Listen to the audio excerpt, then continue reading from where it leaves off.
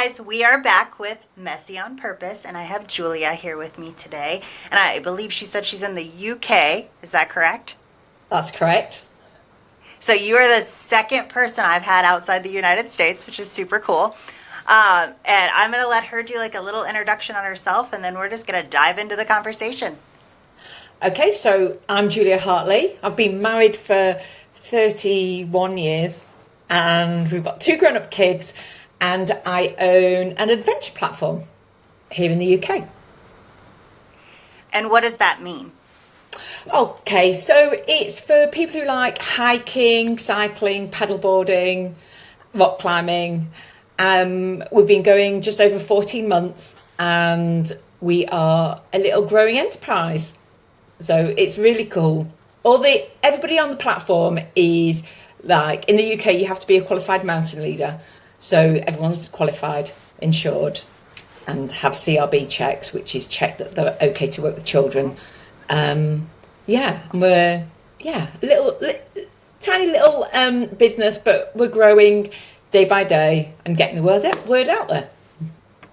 Very cool. So what's the most extreme outdoor adventure you take people on? Caving. Caving. So you go underground and you go between rock faces underground and you squeeze through little holes and you climb down ladders. You might abseil. I haven't been on that adventure. I'm like, I don't know if I could do that adventure. I've left that to the mountain leaders, but it's very cool. Everyone seems to really love it. But yeah. I wish I could get into small spaces, but like that just gives me so much anxiety that I think I would freak out. But it would be really cool to do that. I know. My son's done it, and he said there was a space so small he could feel his stomach on one rock and his back on another, and he like wiggled through. Oh my gosh, yeah, no, I could not do that. My husband probably would try it, but I could not. Very cool. So, do you do the guides as well, or do you just kind of run the business for the most part at this point? So I mostly run the business. I do a little community walk in the village that I live in, and we have between 15 and 20 people coming out every other week on walks around I live in a village called Alderley Edge in Cheshire, and we go just on a 4 or 5 mile hike, finish with coffee and cake, which is always a necessity. And it's amazing that so many people live in the area, but especially women, they're afraid to walk on their own and they prefer to walk in company. And you learn more about people walking side by side than you do sitting across from in an office, which I always find fascinating. I love people. And also so many people who live in the area and have never been on the fields that I take them on. So I've only moved here 2 years ago and I run. So I go on all these trails and then I take them, all these people on these walks. I've only got lost once. I knew where I was, but... We were near. Did they know that they were lost? I made a joke of it, yeah. I was like, oh, we're lost, but I'm sure we'll find a way. And they were all laughing because they knew I had a map if I thought I was really lost. But no, we found our way back to the coffee shop, which was good. Is that what kind of like the ending point? Do you usually like start and finish at the coffee shop? Yeah, we do. I think it's really important. And then we all most people come in, have coffee. Some of us have cake. And then friendships are formed. My favourite story is two young girls. It's mainly midlifers who join us, but two young girls joined our walk on the same day. They became best friends and they now send me pictures of their walks all over the country, up the top of mountains. So we've given them that confidence to go off and explore on their own, which is great. That is the whole purpose of group walks. That's very cool. So they weren't really into it until you did the tour, basically, and then they were like, I'm in love, and just kept going. Yes. And now they've sent me pictures from the top of the highest point in Wales of like doing V's like this. And I just think that's great. They've become friends. They were probably missing connection somewhere in their life, and that's what they do now. And I think, oh my God, that is like just pleasure to me. So yeah. That's amazing. So is there anyone on your tours that you've became friends with that maybe you just like go do adventures with? Yeah, so I moved to Oldley Edge 2 years ago, as I said, and knew nobody. David and I moved from Lancashire to Cheshire, which is about an hour and a half away, and I knew all the fields, all the fells in Lancashire. And I moved 2 years ago to Oldley Edge, and I knew nobody and nothing. And I thought, how am I going to meet like-minded people? How am I going to meet these people that I want to spend time with? I'm not a lady who lunches. My background is also sports therapy, which is like massage and treatment. Didn't want to go back to doing that. I've also taught yoga and Pilates, which I'm really passionate about, but I didn't want to go back to teaching that. So I set up a walking group. And then it's kind of like grown from there. And now we have this amazing So it platform. started with this move. Yes. Very cool. I So moved this is from like a somewhere where I newer was, thing for you. yeah. So I moved from somewhere where I was really safe and secure, a lovely little village. But my children had moved to a place called Manchester, like his third biggest city in the UK. And I wanted to be closer to them, just in case they made me a grandma. And not that they have yet, but there's always hope. And so we made that move, me and my husband, because we wanted to be close to our kids because we actually quite like them. And and yeah, so but we knew nobody, so we had to.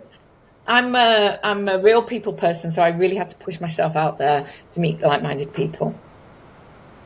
That's very cool. That's a cool way to do it. So were you highly into like hiking and stuff like your whole Before. life or yeah. Yeah, so my journey began when I was maybe 7. Um, my parents divorced when I was 7, so that is some sort of 45 years ago. Yeah, 45 years ago. And very unusually, then we lived with our father, which is highly unusual, very unusual back in the 70s in the UK. And he didn't know what to do with us in the school holidays. So he sent us on these activity holidays, and in the UK they're called PGL holidays. And they actually that stands for the founder of the guy who set up his initials, who set up the business. But the children call it Parents Get Lost because they're not welcome. And they take you off hiking, rock climbing, skiing, paddleboarding. No, it was canoeing back then.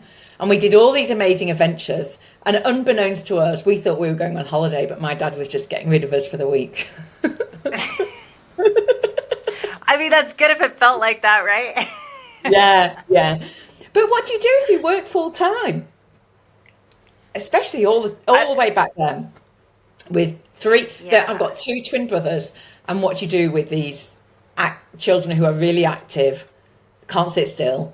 So yeah, he sent us, and that's where I learned that mountain leaders are so much more, have so much more to give than just taking you out on these adventures. They're very understanding. They've lived life. A lot of them come out of the army, so they have these amazing skills, and they made me feel very safe, secure. And I didn't realise that until later in life, that I got some sense of security from them, and that everything was going to be okay. They listened to my troubles back then, like no mum, which is like, all those things you have to go through as a woman, transitioning into a woman from a girl. And they were so kind and safe and made me feel very special. So yeah, that makes me feel quite emotional talking about it, but it's an important part of growing up, isn't it, that you have people that you can talk Yeah. to. Yeah, it makes a huge difference. So you feel like that impacted a lot of like what shaped who you are today. Yeah, definitely. I have a great sense of adventure. I've done some crazy events in my life, done Ironmans and long distance runs and all this sort of stuff. But they gave me that foundation that just give it a go, just try. And if you don't like it, then do something else. Try another adventure. There's an adventure for everyone. Exactly, and that's what I like to give back to people who join our company. That just give something a go. Just get out, have a go. If that's not for you, then something else will be. Do you have a lot of people that try different adventures within your organization? Yeah. So a lot of people have done one thing, and then we'll go on and try something else. The adventure gets bigger and better. All the way up to caves. Not for me. No, no, no, no. Do you think you'll ever try it? I might do one day just so I can experience, so I can explain maybe that it's okay and it's safe. I don't mind abseiling, love rock climbing, love all paddle boarding, all that. I just haven't tried the caving. Have they like taken like GoPro cameras with them and stuff and like recorded the cave tours? Yes. Yeah, so you can see it online. You can see it Oh, online. that's very cool. I'll have to look it up just so I can see because I'm never going to do it, but I want to. I'm not like the most adventurous, I'll say that. Safety first. Yeah. So when it comes to like building the organization, about how many people do you have for guides? So we have 62 guides on the platform. Oh, wow. Yeah, so it's growing slowly. It's growing quite organically. I reach out to a couple of people on social media, but people have found me as well, or that we've followed each other for a while, and then I go, "Hello, have you seen what we do?" And I like to be fair. I haven't built the platform to make money. I've done it so that there's a space for them to advertise their events. I was I was very lucky that my husband has worked extremely hard and he sold a business during COVID. And so Ooh. I don't need to make money. I just need it to pay its bills at the ground level. And so it's kind of like a nurturing business. And we've applied for funding today to Oh, hopefully take vulnerable people out into the countryside as well. very cool. Very cool. Because that's what I'd really like to do. Which refers And back when to my what do you childhood. So people who are disadvantaged, who've had unstable upbringings, people who can get that safety and security from the outdoors and from qualified mountain leaders to take them out. And there's so many people who live in cities who haven't been to the countryside. So my aim is eventually to get these people seeing more of the world and what life could be like, and to try and get them away from inner city life and all that, all what that curtails as well, as we know. So yeah, that's my dream. you just want more people to experience it? Yeah, I think nature gives so much back, doesn't it? It does. Just even a walk outside really makes all the difference. Yeah, getting your shoes on, no matter what your shoes are, even if you're walking into town and getting a coffee, and just closing your door and just standing at your back door, just breathing, and you can feel your shoulders relax instantly, can't you? And I think, Oh yeah. oh, even if you can't walk and you can sit outside on a chair with a coffee and put your feet on the floor, on the grass, even that does so much more for the human body. It almost just kind of relaxes you overall. Like just being in nature, breathing fresh air, getting out of your head, out of your work, out of the technology, and just really absorbing it. Yeah, yeah, it does. And it gives so much back without you knowing about it. Or even if you're walking along and you're touching plants and feeling nature, because sometimes we don't do that. Or you might just subconsciously do it, walking along, picking up grass, and you like pull all the seeds off and just throw it. But that's a relaxing technique as well. It is kind of like one of those things when you sit in a nice grass area, you just kind of rub the grass.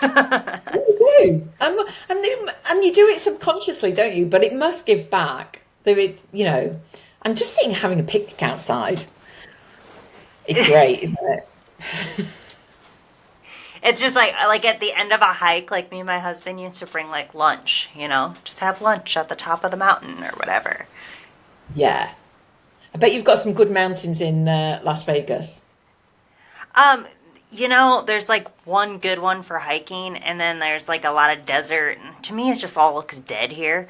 But I used to live in Colorado, and the Rocky Ah, Mountains in Colorado are just insane. And we have been all over because we did a lot of off-roading too, so seen a lot of things that a lot of people don't usually see, which is really cool.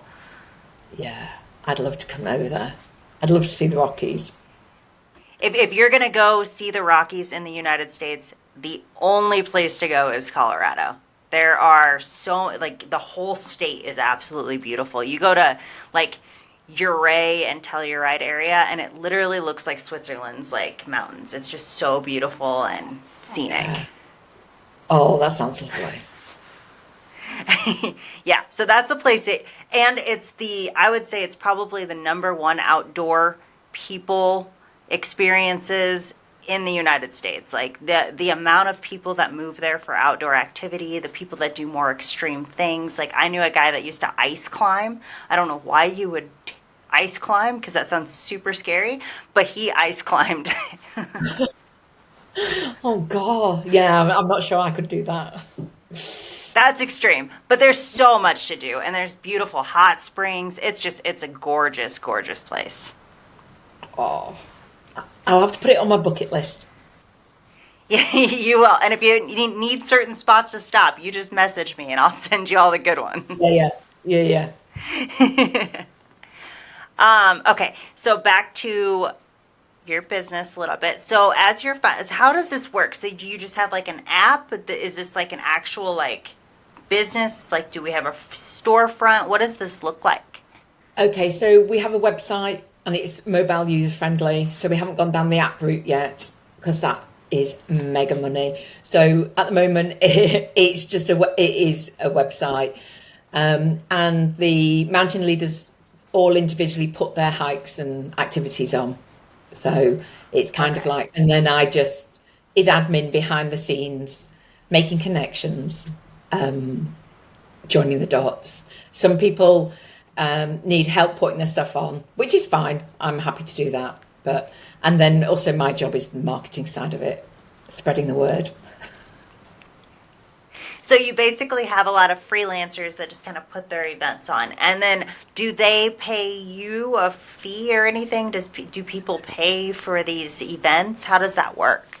Okay, so the mountain leaders. So at the time of booking, if somebody books on an event, so the payment comes through to me.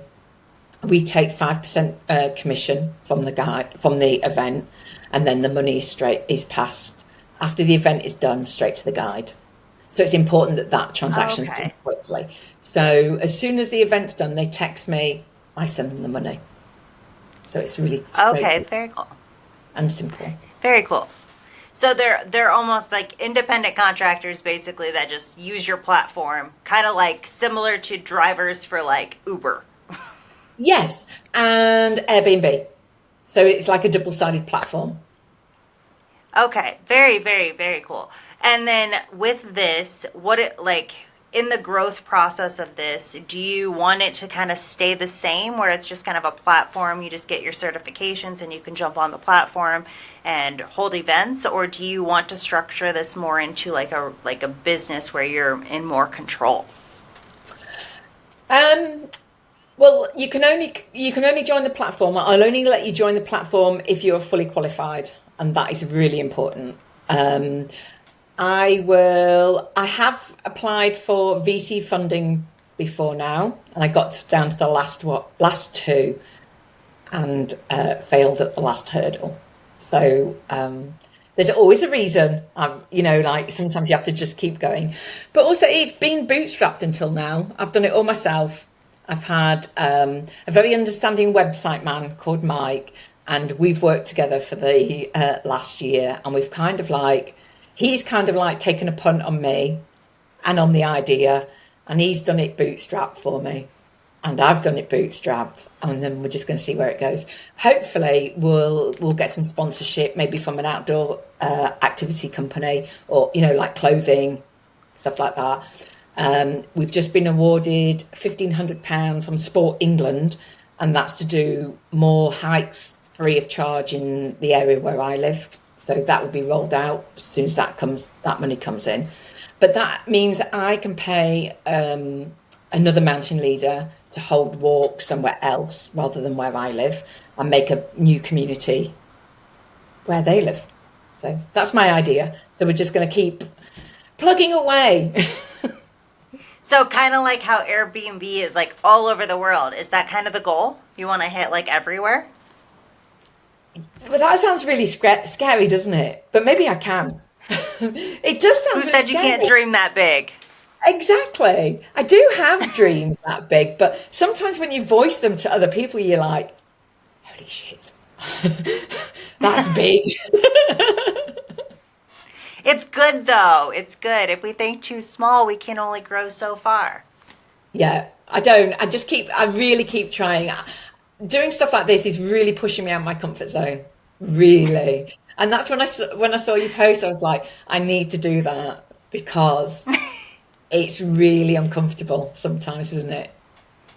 It is. It is. I like to get up and speak in front of people because that's uncomfortable, and I want to get better at that. So this ended up being easy because I do stupid social media videos. So like talking is just easy. Yeah. Yeah, no, I'm quite shy. It's only this year I've started to tell maybe the last 2 months I've started to tell my story, my why is why I did it. I've been really I don't want to be the business. I don't really want to do it. But well, you're doing great so far on this conversation, so you should definitely do this more. Thank you. We'll see. You seem very, you say you're shy, but like you seem very comfortable in the conversation. So like, I think you can do it. Yeah, I'm just shy about sharing more, a lot of my personal stuff. I'm happy to talk like this, but like when you're putting on social media about your kids or your husband or why you do something, that's what I'm quite guarded about that. I just, don't have to share. Well, let's talk a little bit more deeper about your why, and let's challenge you a little bit. Okay. So when it comes to your why, I mean, we know that you started this because what you did as a child really shaped you into who you are, but what keeps you going? What's your reason to really, really build this? Do you know what? When I was at school, I'm dyslexic. I've never been diagnosed, but I'm so bad at spelling, and ChatGPT has changed my life. It is great. I don't care what anybody says. It is magic, especially for somebody who has dyslexia or something like that. And I honestly think that when I was at school, I was held back. My brothers are super bright, and very clever. And at parents' evening, I remember being with my dad and the teachers saying to them, "Well, she's not as clever as her brothers." And that kind of like magnitude to, oh, I've left school with no qualifications. Did no studying. In the last year at school, I didn't actually go. I just pretended to go. My dad would leave the house. I'd get ready. And as soon as he left the house, I stayed back and watched. Did you get Neighbours in America with Jason Donovan and Kylie? Neighbours. It was an Australian soap opera. Yeah. Oh wait, no, I'm thinking of a different movie. I don't know what you're talking about. Oh, it was like a series of soap opera with Jason Donovan and Kylie Minogue when they were quite young, and that was going out when I was 15. And so I used to pretend to leave for school, and it used to start at 9:15, and everybody would pile in my house, all my friends, and we'd sit watching this soap opera at 9:15 in the morning. And I just think, oh my God. And I just wasn't bothered about learning. Really wasn't bothered. Um, left school, got a job waitressing, then worked in hotels, and then I met my husband. We gallivanted around for a few years together, and I got pregnant.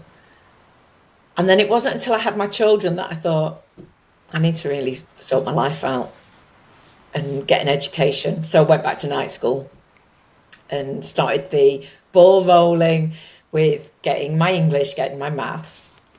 So I got 5 GCSEs eventually, like at 16, then went on to do A levels, which is like a higher grade in the UK. And then eventually, when I was 36, went back and did a degree. I managed to do that. I was just ready to learn. And then I started a business doing sports massage and sports injuries, and learned to teach yoga and Pilates, and did that successfully for 15 years. And then when I moved, I handed all that back. And I've never really, I think because I had children young and was a stay-at-home mum for 5 years and then went back to uni, I think I feel like I still have something to prove to the world. Does that make sense? It does make sense. So it is hard when you don't learn the way the school system wants you to learn, because there are a lot of people that don't learn that way. Like I struggled with it too. Same thing. Like I'm not reading it. I can't focus like on the words. So it takes me a while to like really take it in, and I have to learn more by doing. So I totally get what you're saying. I have the same issue too. Like it's not super bad, but it's slightly dyslexic. Like where I'll accidentally write a letter before a letter and mess that up. So, and I think it's part of like the ADHD. But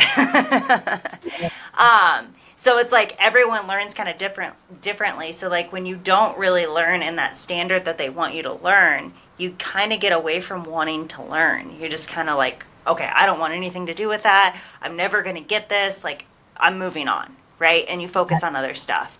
And then like as you get older, it's almost like a maturity thing. You like want to learn. You want to absorb more. You want to, you want to be knowledgeable. There's things that you're interested in that you just want to dive into. And it's funny how that changes and then how we evolve. I've also tried a lot of different things, just like you, where like I'm just trying to figure out what it is that I really want to dive into. And that happens too. And it's such a fun adventure that I don't think enough people do. They just settle for whatever it is that they're like currently in or whatever they went to school for. And like, you don't really find your place. So finding that purpose and just continuously looking for it is so important. Oh God, I love learning now. I read books. I listen to so many podcasts. I love business podcasts, but I also love podcasts learning about other people. I just think it's fascinating. I just think hearing someone's story about why they've done something or why they've set up a business or why they've done something else, I just think, God, so interesting, isn't it? It's and then it also expands your knowledge as well as to, oh, I could do that, or I can do that. Why can't I do that? Because we all get stuck, don't we? Yes. In this, I don't know, as a mum or as a housewife or as someone's wife. I can remember introducing myself as David's wife. I was like, they went, you do have a name. And I just went, hello, I'm David's wife. It is weird how we get stuck in those. And like, that's kind of the whole reason I started this podcast, is to really like, it's good to learn from other people, other people's experiences. And not even that, like you might even like somebody may come on that had a similar experience as you, kind of stuck. And then they like, oh, outdoor activities might actually help. You know what I mean? Like things like that. Yeah. I have people come on talking about their businesses and their oopsies during their businesses that other people can learn from. And it's crazy how much as a human being that you want to learn and don't even realize it. Yeah. And then on top of it, now we have like Chat GPT and endless YouTube to learn whatever we want. Exactly. And also sometimes I think we get afraid. We get afraid to learn or afraid to try because everything is so like out there on social media or whatever you choose to put out. I think then also you become afraid of what people are going to say. What are they going to think about you? Are they talking about me? And then that makes you even more afraid. So do you know what? Sometimes you have to just blank all that out, do it, and ignore, because if they're talking about you, they're not talking about someone else. That's how I see it. And I feel like if they're talking about you, you're doing something right. That means you're making an impact. You're doing something different. You're not just sitting in your comfort zone. You're not just doing the same thing you're doing every day. You're growing, and it shows if somebody's talking about you. So let them talk. Exactly. And then I've gotten to the point where I love that freedom of not caring. yeah. I think, does it happen? I think it happened to me when I was 50. I was like, oh wow, I'm 50. I could be dead in another 50 years. I've just got to do everything I want to do. You got to. We waste too much life by not We doing the do. things that we want to do. We do indeed. We do. You were going to say something before I kept going. So, Oh yeah, sorry.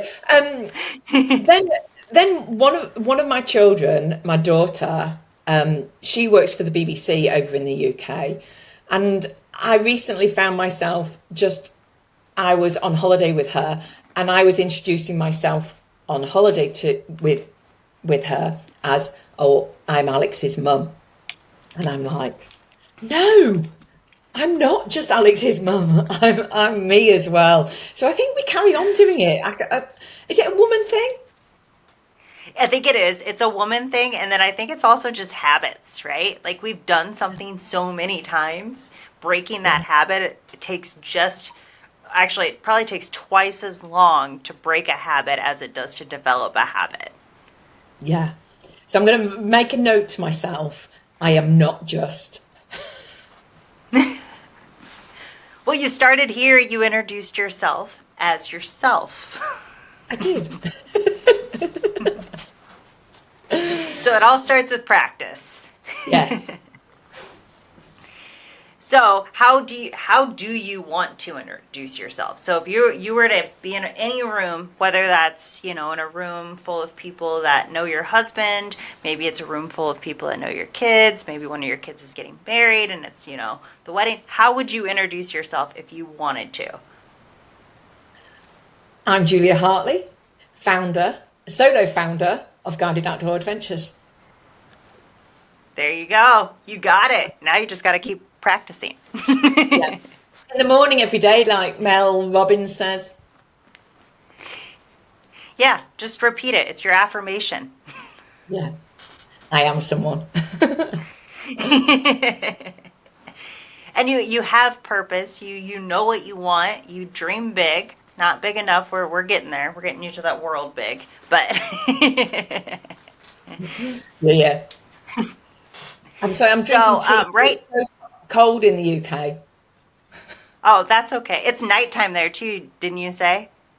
Yeah, it is 5:30. So it's tea time. Okay. It's still morning here, so I had coffee, but I think I left it somewhere else. So where have you expanded within the UK for your adventures? So how far do they go? So we go as far north as Scotland. We go down to the main national parks we're in. So we're in the Lake District, Wales National Park, which is called Snowdonia. We're in the Peak District. We're down in the Malvern Hills, Wiltshire, Cotswolds, Cheshire. That's it. So far. Okay. So that's a pretty good radius for starting out in the last couple of years. I mean, it is a lot to kind of take in, and I'm sure it's not always easy to find the right guides and get them certified and all of that. That's a whole process in itself. Yeah, absolutely. And also, I'm in quite a good location near Manchester where I'm only 2 hours away from the Lake District, 1.5 hours away from Wales, an hour away from the Peak District, about 2.5 hours down to Wiltshire. So I'm in quite a good location, quite a central location for outdoor adventures. Very cool. Yeah, I think that's key too, right? If you're going to start, it's got to be like somewhere within reach of multiple different Yeah, yeah, adventures. yeah, exactly. So when it comes to certified, getting certified as a guide, what does that take? Like, what are all the certifications? And will they vary depending on if you're in the UK or somewhere else? Yeah. So, I've told the porcupine. We've got the Alps as well in France, Oh. and we've just got a gentleman on from Kenya doing the Kilimanjaro hike. Very So cool. yeah, I play it down, don't I? So we are expanding abroad. You do. So It's a lot bigger than you're saying it is. yeah, it's that sharp, that sort of like, right, I need to get a grip of myself. um, so it can take up to a year to qualify as a mountain leader. A lot of the leaders who come onto the platform have qualified in the army, and then they do a top up qualification with the Mountain Training Association, and that can take a few weeks after they leave the army, and they are all privately insured themselves, and they can go on and do different qualifications. So your summer mountain leading will only allow you to lead in the summer. Then you have winter. Then you have rock climbing. Then you have paddleboarding. Different little avenues that they can go off and do, and biking as well. Mountain biking is something different, and that's done through Sport England. So Okay. And yeah. do those vary? So say you are in different, like, because you're in different places, right? You talked about Scotland, you talked about France. Like, does it vary country to country? Yeah, so they have something called the International Mountain Leaders Association, and that will cover Europe. And then Africa, as I've learned recently, you have to have a permit, a different permit. You have to have your hiking qualification, and you have to have a permit to walk in their national parks, which is given. Oh, to walk in there. Yeah, yeah. So the mountain leader has to have a permit that he's allowed then to take them on hikes like Kilimanjaro. Oh, interesting. And is that like a permit, so per like hike, or is that like a solid permit for the park? How does that work? Oh, it's a solid permit for the park. So he Okay. then is allowed to do as many activities as he likes um, in the park. So he does safaris, Okay. and he does Mount Kilimanjaro hikes. Awesome. And then how do you like track all of this? Like do they send you documentation? Like how does that process like look on your end? So when they apply to join, they have to upload the documentation. So they have to upload it, and then we verify it here, and we can see whether or not they're with the mountain leaders in the UK. We can see on the mountain leaders website whether they've been permitted onto there. So we do double checks and just check that everything's okay. And then obviously we Okay. know what the certification looks like and what the insurance documents should look like, and they have to provide some form of ID, as in driving license, passport. So we cross reference everything. And then when it comes to like say you have a guide that is in a country you're not working with yet and you want to add them and they're sending the certifications, so you have to go through and kind of do your research too, right, to figure out like what's all involved there to make sure you have everything. Yeah, yeah, yeah. Because I didn't know about Africa. I was like, oh, what am I meant to be looking at? Yeah, But yeah, it's you've it's got to be very due. different, everywhere you go. Yeah, so it's like that's a lot in your plate too, right, to do that research all the time. Yeah, but do you know what? If you find it's worth it, you just do it, don't you? That's true. That's true. You just find the time, don't you? I've always worked hard, but I've never worked so hard on something in my life. It's amazing when you have passion for something, how hard you're actually willing to work. Yeah. I didn't, I went Even to if the Sri return's not great. Well, you're building something for yourself, aren't you? It's Yep. like, yeah, yeah. I went to Sri Lanka recently. I met my daughter out there, and she was like, "Oh, we're going to do this, we're going to do that." I did not realize how tired I was. I literally crashed and burned for 3 days. Oh no. I got there, I was like, "Oh, lovely to see you. It's night time. Let's have a nap." And I literally could not keep my eyes open for 3 days. How bad's that?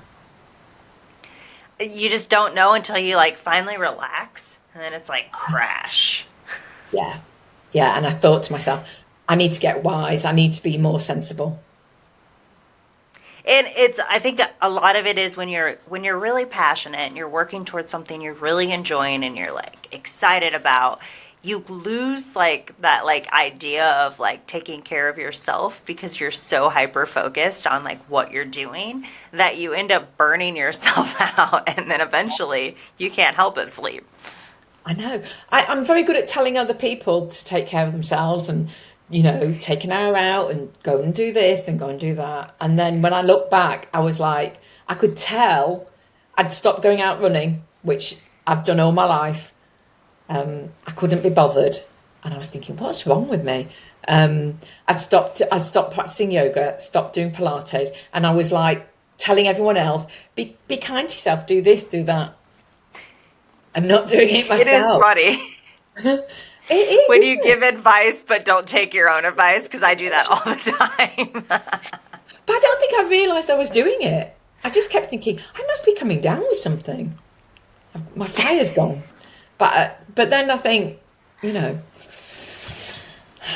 yeah, It yeah, happens. Like I tell people all that. So I do like basically health fitness and mindset coaching, and I tell people all the time like, oh, it's okay to take breaks. It's okay to relax. It's okay to just do an active rest day, like things like that. And then I turn around and I'm like, I can't miss a day at the gym. So yeah. It's very strange, isn't it? It's that mindset. But hey, it's a learning process, isn't it? it is. It is. And I also still feel like it's better to do more and push yourself a little harder because we're capable of a lot more than we think. It might burn us out a little bit, but when we need to take a break, we'll take a break. Exactly. 3 days sleeping in the sunshine, that was great. And then I'm back to it. Yeah, no big deal. I'm refreshed, ready to go. Hey. So what do you do when you get burnt out to kind of like you get to the point where you're drained, and maybe this has only happened that one time, I don't know, but maybe in other areas of your life, if you get really drained, you've just been running yourself empty, and then you're like, I'm not even motivated to do this, I don't want to do anything, because I've gotten to that point where like you just don't want to do anything, like you're just kind of like, I have no motivation for anything. What do you do to get yourself out of that? So do you know what? My husband's so good. He will take me away for a few days and just said, you are not. I did. Oh, so this is a classic story. So I was going on a hike, which was 60 miles, and we are doing it over 5 days. And and it was with a group of people. I'd packed my laptop so I could just keep up to date with work. And I picked my rucksack up as I was going. My husband was dropping me off, and he went, "Good God, what's in your rucksack? You've got to walk for 5 days."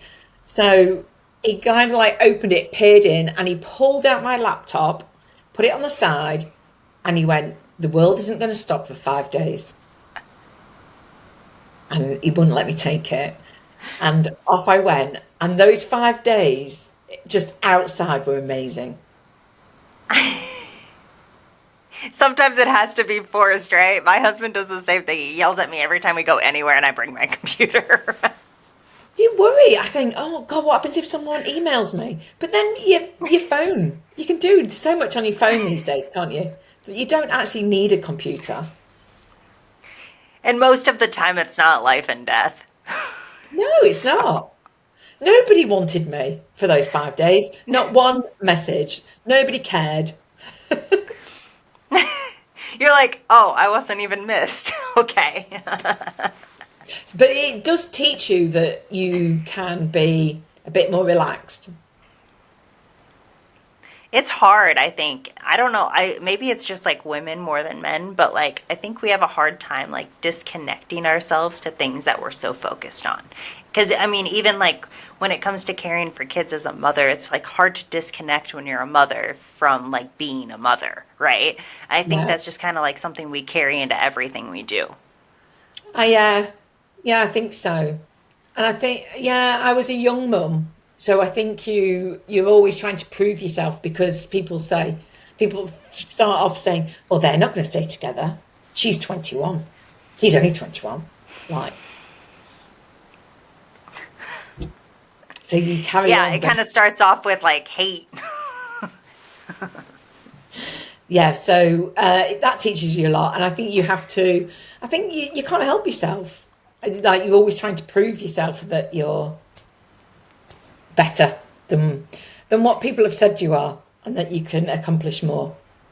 And then And I that think takes Yeah, I think that's always been like a thing, right? Women are always trying to be more than what they are. Like, this isn't just us. That's why the whole career thing and all of that is so big and like pushed so far, right? Like, growing in like a corporate office or something like that. And I think you have to like do things to prove more. And it's always just been like that. yeah. I mean, I don't envy women today. Like when they're at that age that they want to have a family. It is so difficult for them. At least we didn't have nobody had anything back when I had my children, and like everyone had one car. There was no Netflix, there was no Prime, there was no mobile phones. You didn't need a lot to survive. We survived off my husband's wage, and then he started a business, and we had absolutely nothing. But there was no pressure, absolutely no pressure whatsoever. And I think there's so much more pressure on women today than there was I back think then. social media does that too, right? Like seeing other people's lives, even though everything that people put on social media is just highlight reels, it's Yeah. not everyday reality. Nobody's putting on there that they got in an argument with their husband over the breakfast this morning. Like, that's not going to get put on. But like, you look at all these like perfect families and these photos and these videos, and then you're like, well, why isn't my life like that? You know what I mean? Yeah. I I do try to show my normal side on I do videos on Instagram stories so they disappear.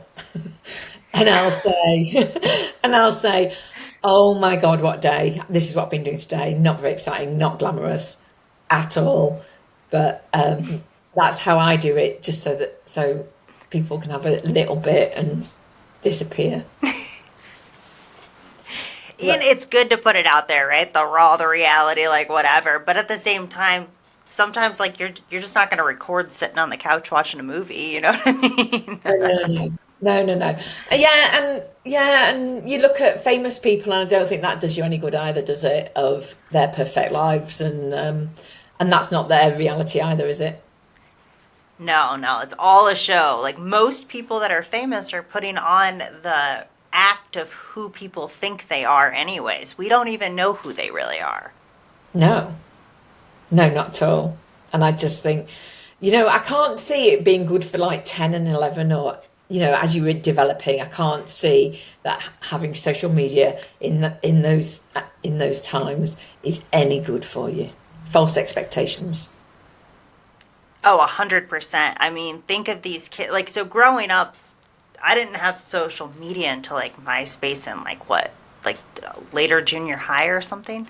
And so that was like the first. But like before that, everything was just like the comparison of who's in the classroom, right? Who's the popular kid in school, things like that. Now those were your comparison. It was just the people around you. Now you have the whole world on a phone. You Yeah. know, And like it's right there with you. what age is junior high? 16. Here it no, it's like what is it, like 13, 14? It's the end of Okay. junior high. Yeah. Okay. Yeah, we have a different system here. But my Oh first yeah, social sorry, I forget about that. yeah, my first thing of social media was Facebook. Okay. I have which a was lot. second. It was like MySpace, then Facebook, and Facebook Yeah, was so yeah. much better. I think if I had MySpace when I was at uni, I wouldn't have done anything with it. The, it was very strange when I went back to uni because I was the eldest one in the class. I was the mum to 43 people. So they'd all messaged me on Facebook. They badgered me to get Facebook so that they could then bombard me with questions of when assignments needed to be in. And Oh that's, gosh. yeah. Can you help me with this? Can you do this? And are we doing this? And yeah, that was. That would almost make you want to delete it. I know. Sometimes I just didn't answer messages. I just like, I like the system now. Like back then, all the messages would just go to your messages. Now it filters out spam and all kinds of stuff. yeah, it's great, isn't it? I really like it. Yeah. But then you do get somebody putting up, messaging you on a post saying, "I've messaged you. Can you have a look at the spam?" That happens. And honestly, like I get so many notifications on Facebook that half the time I don't even see the comment. No, no, no. It's a full-time job, and as soon as I can offload social media, that will be offloaded. That is my pet I hate. actually enjoy it. It's just hard. It literally is a full-time job. Like I have my full-time job and then I probably spend another 40 hours a week just doing social media stuff. Really? Yeah, because I do this podcast. I'm on another podcast where I cut it to clips. So between filming and then cutting it to clips every week, that's a couple hours on this. And then I also post all the, not including the clips from this, I post on all social medias probably around 18 videos a day. It's a lot. Oh my goodness. Gosh, that is, I'm Yeah, shocked. I think I do a it's a lot. lot, That is a lot, isn't it? But but it's a yeah, commitment. yeah, yeah. I hope it was, I really hope it's working for you. Well, I found you that way. That's true. That's true. It was social media. Yeah, was. It works. And those groups are great too. The Facebook groups for like finding people to come on the podcast or just in general, like getting in groups with like people who are doing the same thing and learning from each other. I think those are really beneficial as long as they're the right groups. Some of them are super spammed. Yeah, yeah. I just come out of those ones. I can't be asked. Um, but no, Yeah. I do. Yeah, I do. It is beneficial, isn't it, social media? But I think sometimes you have to just draw the line. 18 videos a day. Yeah. I'm not. I'm not very good at editing. I'm getting better. You think, well, before I started this business, I didn't know anything about websites. The only thing I put on social media was pictures of our holidays, and they would have the black at the top and black at the bottom. Like just stuff that um, so I have got a load better at it, but yeah, I will offload that as soon as I start making money. That will be completely offloaded. That's the first thing to go. That's the first thing to go. I am not going to worry my If little you top. hate it, Yeah, yeah. like if it's something that you don't enjoy and you don't want to learn more about, like it's not worth doing yourself if you can offload it. My husband hates it. Whether it's recording it, whether it's editing it, he just hates all of Really? it. Yeah. And so what does he do? He's in commercial real estate. Oh, right. Okay. So yeah, he'll need to do it for that as well, won't he? Yeah, he has no choice, but he hates it.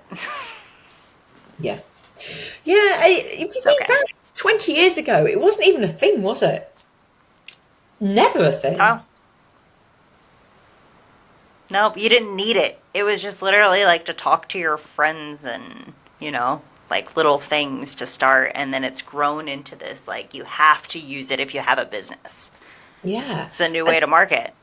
But then I also wonder sometimes whether going back to old ways is more beneficial because you get seen. So, like maybe sending a letter in the post because it'd be so novel that going back to writing a letter and sending it, that you'd get seen because it's so novel. That's true. That's true. But you also can't get seen on the level that social media can do. Yeah, no, I get that, but no, that was my thinking when I'm going to do a rollout to corporates over the winter, whether to actually send a handwritten letter. That's what I'm toying with at Do the it. moment. See what Because that's a happens. little different. You're targeting somebody specific. So, like, Yeah, it's going to a specific person, it needs to stand out. When you're targeting for a business that you're just trying to generate sales and bring people to it, or like you're trying, like, say you're advertising for your business and you just want to provide more guides, or you want to get more people signed up for tours, or whatever it is. That's so wide range, right? You have people that travel from all over the world, so you can post that and get hit anywhere in the world, and maybe somebody's going there or planning a trip and they're like, oh, I want to do that, so let me plan that into my trip. So yeah, like it really depends on what you're doing, but I do think the handwritten letter thing works if it's going to somebody specific to stand out. yeah. Because then they can't ignore it because they'd be like, oh, someone's written me a letter. Yeah. Like, And most it, of those people have never even gotten a letter. yeah, That when wasn't was from the that story? IRS or something. Yeah, is that your tax? Yeah. Yeah, kind of like Dave. There's tax. Yeah. um, yeah, no, I think I'm going to do that. I'm making a note of that. It just came to me then. Yeah, it's worth a try. You'll have to let me know how that turns out. Yeah, I will. So, reaching out to the corporations, what's the plan there exactly? So, not as many corporates now have like after work drinks and stuff like that, and they're always looking for different things to take th- their people, their workers, to do. So, I was going to offer like corporate days out, like in well-being, Oh, in okay. nature, get them hiking. Because if you've also got a difficult conversation to have with somebody like boss and worker, so much easier not making that eye contact. You can give them what we call the shit sandwich, walking side by side. And it works. So like my team, the office I work for, it's small, so it's not like a big corporation or anything, but like it's small, and there's probably about 10 of us, and once a quarter, so 4 times a year we will do like a team building, very similar to what you're talking about, but not necessarily just in like hikes and nature and things like that. It would be like we went bowling once, or we played board games at the owner's house, or things like that, which is really beneficial when it comes to like building that team and like building that connection with the people you work with outside of just the everyday work. And it makes all the difference. So like pushing something like that is going to be huge. Yeah, yeah, absolutely. Because people don't want to go out drinking anymore, do they? Or having a meal.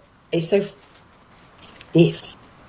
And It is, and it's kind of boring, really, right? Like, how long can you just stare at each other and talk? You see each exactly. other every day. Yeah. And a bit of interaction. I love the board game Yeah. one. I love board games. It was fun. It was so chaotic, but it was so fun. And like one of the games they were playing, it was like this card game with like spoons or something. I don't know. I never played it before until then.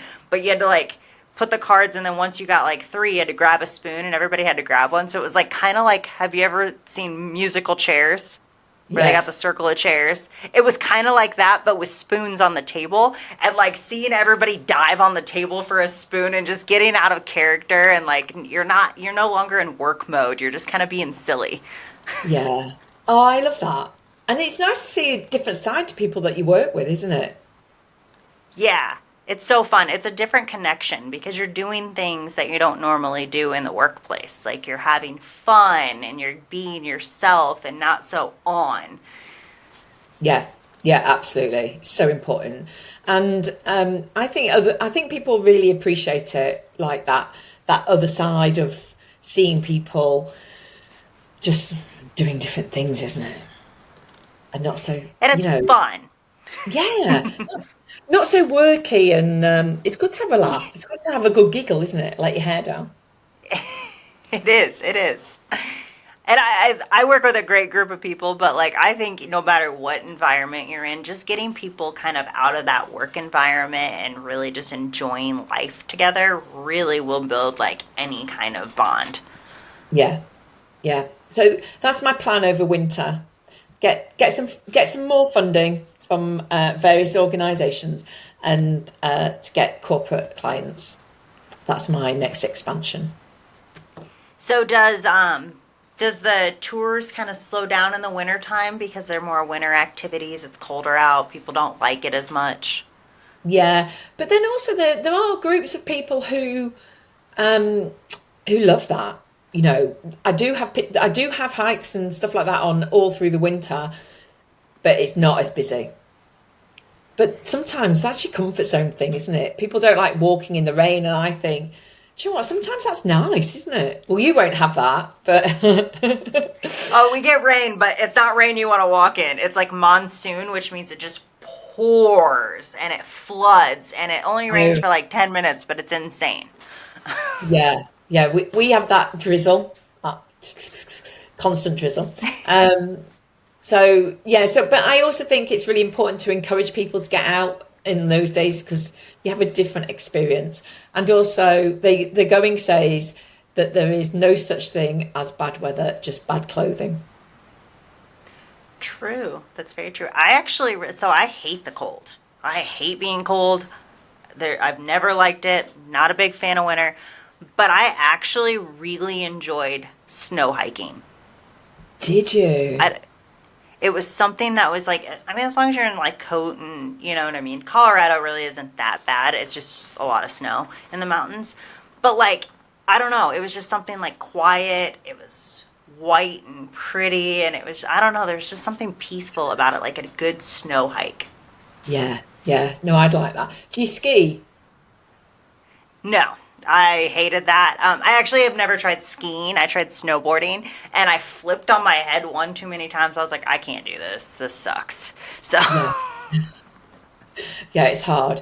I tried recently this year snowboarding. So I've skied forever, but I snowboarded this summer, and I uh, inside at a snow dome here, and I had such a laugh. My cheeks hurt by the time I got home because we were just splatting all over the place. But it was great fun, and I'm gonna do it again. I'm gonna have another go. yeah, I was not very good at it. And like, honestly, like, I didn't like the cold enough to like it. So I was just like, Yeah, eh. yeah.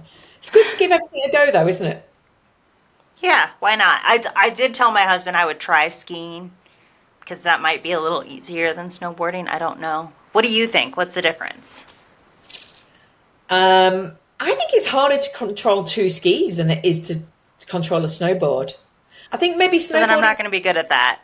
well, you might be, but I think snowboarding, I think it takes longer to learn, but once you've got it, it's easier.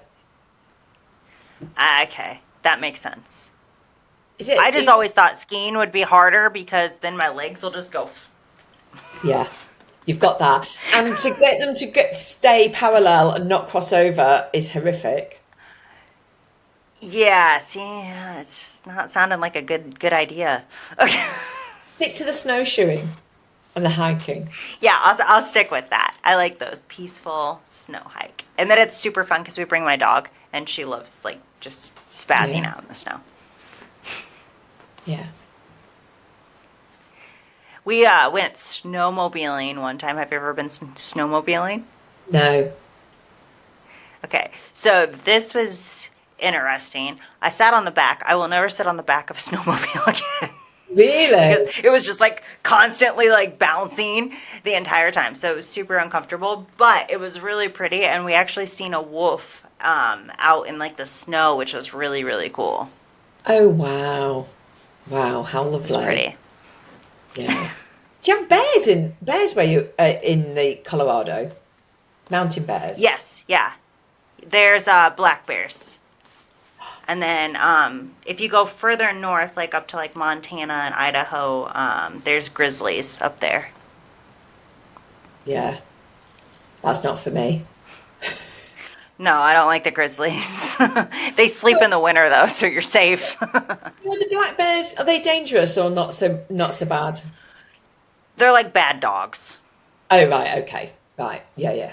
They're easy to scare. It's honestly, it would be more intimidating to see like a cougar than it would be to see a black bear. Black bear's pretty easy to scare.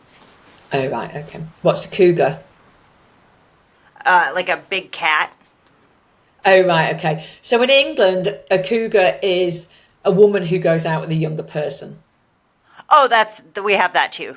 Oh right, okay. So I was like, Yeah. No, this is a real cat. I think this is where the name came from. I don't oh know. right, okay, yeah, yeah. Makes sense. Every day's a school day. Yeah. Yeah, but they're probably like the most dangerous. They're kind of all over the U.S. though, kind of everywhere. But they kind of keep to themselves, and like they really don't attack people that often. So Right, okay. Yeah, yeah. Yeah. No, we don't have any awful animals in the UK. It's no, all very safe. No, no. Can't, really, no yeah, no, like poisonous bugs or anything. no. We might have I don't think we even have poisonous snakes. No, Oh, no, can't think of anything. No. wow. I Mm. didn't know that. So that was kind of like I didn't know that there was no snakes in Hawaii. Oh no, I didn't know that. Yeah, I learned that from somebody who was from Hawaii. There's no snakes there. I was like, huh, did not know that. Yeah, we Just have assumed they snakes. were everywhere. Yeah, no, we have snakes, but they're not poisonous. Huh. Mm. We have No. quite a few poisonous ones. Yeah, yeah. That's not fun, is it? I went to Australia, and that's what I was. Spiders, snakes, kangaroos. I was like, They have oh, everything that's dangerous. yeah, It's yeah, like everything's on steroids and everything will kill you. yeah, yeah, yeah, absolutely. My husband was more frightened about the funnel web spiders because they're tiny. And we were just about to go into bed, and there was this spider on the wall, and he was like, so I was like, right, okay, walked over, picked it up, threw it out the window, which in the UK he would do here. He would do that. And he was like, I can't believe you've just done that. I said, but you wouldn't have slept. And really, looking back, it was really quite stupid. But, like, you want to sleep peacefully, don't you? I mean, I would want to do the same thing because I wouldn't have been able to sleep if there's a deadly spider on the wall. Because I what's mean, worse than seeing one is seeing it disappear. yeah. Or then feeling it on your face in the night. Yeah. Ugh, no, So no. that probably makes outdoor adventures a little easier there too. It's not as scary. Yeah, no, nowhere near as scary. Nowhere near. No, So that's a perfect place to start your outdoor adventure is with you on one of your guides there because it's very safe. exactly. It is very, very safe. I did not know that. I figured there was just big creatures everywhere. No. And then somebody will, when they listen to this, they'll contact me, won't they, and go, Julia, there's this and there's that. But there's nothing that I've ever come across in my 54 years nearly that is dangerous. That would And if harm there's me. something, it's probably something that doesn't come in contact very often. It'd be like one Exactly. in a million. Yeah, yeah, yeah, yeah, absolutely. So, yeah. It's very cool. Yeah, it's more dangerous here. We got rattlesnakes and, those kind of things. God. Yeah, that's not for me. I don't like snakes at all. So, Do you, do you not, could you pick one up? oh God, no. Oh God, Could you no. not? I think I could pick one up. Just the slither alone freaks me out. Would you buy a handbag? Oh, I don't think you can anymore with snakeskin on it. I don't think you're allowed, are you? I don't think you can anymore, but even then, I don't think I would. I'm not big on like the animal, like skin stuff. I eat meat, but I try not to think about that. You know what I mean? So Yeah, I'm not yeah, trying to wear them. yeah, yeah, yeah. No, I get that. Yeah, I'm not a particularly animal. I would never harm an animal, but I'm not an animal lover. I wouldn't have a dog or a cat or anything. But I'd always be kind to them. See, I love animals. So, a funny story. We were out walking and we have these like little lizards here. They're like little gecko lizards. They're super small. And there was one on the ground and my dog stepped on it. And it didn't completely kill it, but it definitely was not going to be able to go anywhere. And my husband's like, you have to put it out of its misery. And we're standing around. I was like, I can't. I just can't. Like, I started crying. And he actually ended up stepping on it and like putting it out of its misery because we just kept going back and forth. And I was like, I just can't. And I start crying. And then another time, we went fishing, and I realized fishing was important. They got the hook high, and I just started crying. I couldn't fish anymore. I didn't want to catch anything, and like, so like, yeah, I just can't. I can't see an animal in pain. It's just not. It doesn't work for me.